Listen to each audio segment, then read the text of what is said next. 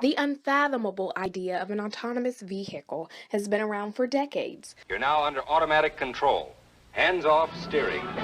But now, our technology is more advanced than ever.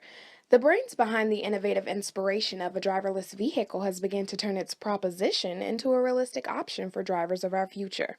The inventive idea of the futuristic autonomous vehicle catering to an action that's commonplace would be a colossal contribution to the lives of the average citizen. Google has been actively working on their own self-driving car as well as many other manufacturers. Presently forthwith, drivers all across the world control a mere 2-ton vehicle to acquire a safe trip from point A to point B. But sometimes these trips aren't always safe, and the inevitable is bound to occur. Accidents happen, and just like people, technology isn't perfect. Amid testing the new driverless vehicle, the all-important question in relation to safety arises. Who's at fault when the accident happens? The owner, the manufacturer, or the creator of the software? Depending on the origin of the problem, it would lead to the potential answer. Liability issues concerning accidents have sparked this very important topic. From a buyer's perspective, the answer is simple.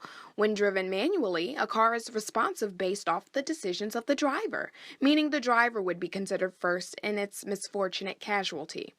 With the driverless vehicle, the owner would not be in control of anything except for their destination and their experience in relation to comfort inside of the car during travel. Obviously, the owner isn't at fault. So who really is?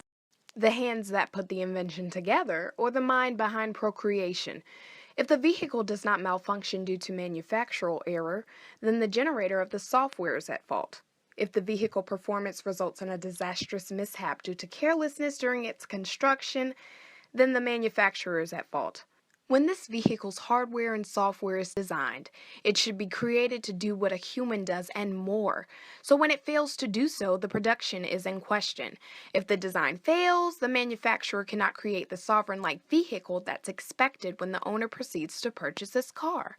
Car manufacturers have already encountered the problem of accidents in vehicle testing. Of course, error and matriculation towards success is expected, but the ultimate goal is to reach perfection and decrease the likelihood of accidents on the road altogether. Whether its smart technology had a design defect or a negligent manufacturer, the owner would never immediately be seen to be at fault. It's all circumstantial.